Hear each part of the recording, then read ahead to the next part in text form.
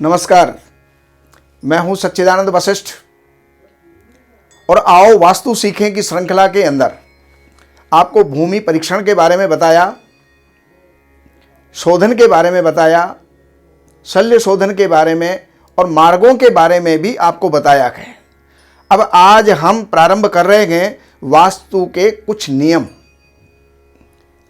सूत्र, अर्थात किन किन पहलुओं को देखते हुए हम मकान का निर्माण करें। तो सबसे पहली बात यह है कि लाभकारी ऊर्जा को प्राप्त करने के लिए, और लाभकारी ऊर्जा होती कहाँ है? या तो पूर्व से मिलती है, ईशान से मिलती है या उत्तर से मिलती है। तो वो ऊर्जाएं हमारे मकान को कैसे प्राप्त हों, तो उसके लिए यहां पर यह बताया गया कि उत्तर की तरफ और पूर्व की तरफ, ये उत्तर है north east, south west, north east ईशान, साउथ ईस्ट अग्निकोण, नॉर्थ वेस्ट वायव्य कोण और ये साउथ वेस्ट यानी नैऋत्य कोण।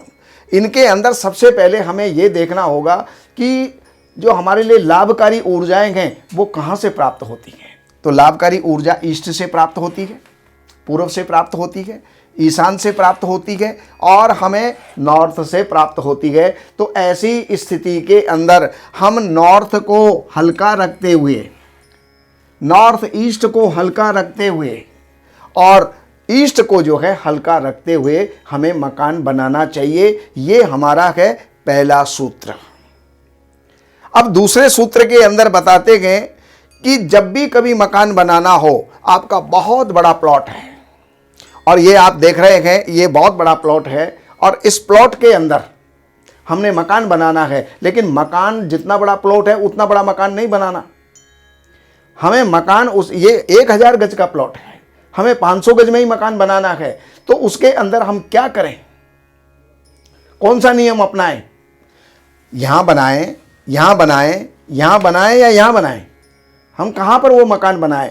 तो वास्तु का सूत्र है कि उत्तर की तरफ अधिक जगह खाली छोड़ते हुए दक्षिण की तरफ कम जगह छोड़िएगा, पूर्व की तरफ अधिक जगह छोड़ते हुए पश्चिम की तरफ कम जगह छोड़िए। तो ऐसी स्थिति के अंदर ये जो मकान का प्रारूप बन गया, ये इतनी जगह के अंदर आप मकान बना सकते हैं। ये हुआ सूत्र नंबर 2। अब तीसरे नंबर के सूत्र के अंदर चलते हैं कि पश्चिम का भाग उठा हुआ। अब ये मकान आप बना रहे हो और इस मकान के अंदर ये भाग जो है ये आपका उठा हुआ है, इतना भाग उठा हुआ है और आगे का खुला हुआ है। ये आपके लिए लाभकारी ऊर्जाएं देगा, आपको उन्नत बनाएगा। दूसरे नंबर पर, अब चौथे नंबर के सूत्र के अंदर हम चल रहे हैं। अगर हमने ये यहाँ का दक्षिणी भाग जो है ये यहाँ का हमने ऊंचा कर दिया और इधर का भाग हमारा खाली रह गया, तो भी हमारे लिए लाभकारी ऊर्जाएं हमको प्राप्त हो जाएंगी। और लाभकारी ऊर्जा जब प्राप्त हो जाती है तो चाहे कैसा भी व्यक्ति हो, किराए में भी रहता हो या वो जो है वहां का भूमि का मालिक हो, तो जो भी वहां पर निवास करेगा उसी के लिए ये जगह उसके लिए सुखदायी बन जाएगी। ये आपके जो है 4 नियम हुए। अब 5वें नियम के ऊपर चलते हैं। अब वहां पर 5वां नियम क्या कहता है कि जो है दक्षिण भाग अगर उठा हुआ है और पश्चिम भाग जो है ये ढलान युक्त है, पूर्वी भाग उठा हुआ और पश्चिमी भाग अगर ढलान युक्त है, तो यहां पर होगा क्या? ये आपने मकान बनाया और इसके अंदर ये पूर्वी भाग उठा हुआ है। आपने कोई भी मकान बनाया और इस पूर्वी भाग के अंदर आपने मकान बना दिया है और पूर्वी भाग में मकान बना दिया और पश्चिमी भाग अगर ढलान युक्त है, तो आप कर्जों में आ जाएंगे, पैसे का पता ही नहीं चलेगा।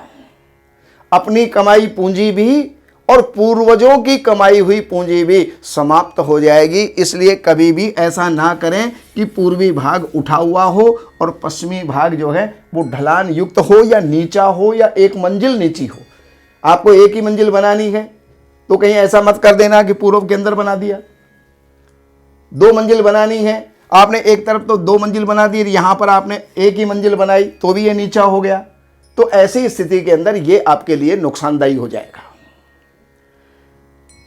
ये नंबर हो गए 5। अब छठे नंबर के ऊपर चलते गए। उत्तरी भाग अगर उठा हुआ है, अब ये उत्तरी भाग के ऊपर आ जाते हैं।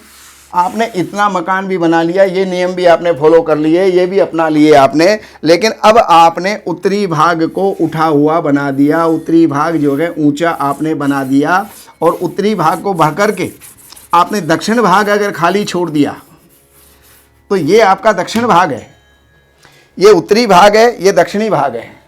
अगर आपने ये भी छोड़ दिया तो भी आपके पास में धन नहीं आएगा, धन रूठ करके चला जाएगा। क्या कारण? कारण ये गए कि जो भी मैग्नेटिक जो ऊर्जाएं जो आती हैं, किरणें जो आती हैं, उत्तर से दक्षिण की तरफ जाती हैं और यहां पर जब ऊंचाई मिल जाएगी तो वो टकरा करके उधर ही रुक जाती हैं, दक्षिण तक वो नहीं पहुंच पाती। इस कारण से उनमें अवरोध आ जाने के कारण आप जो है उससे ग्रसित हो जाएंगे और अर्थाभाव के अंदर जीवन जीने का आपका जो है ये एक कारण बन जाएगा।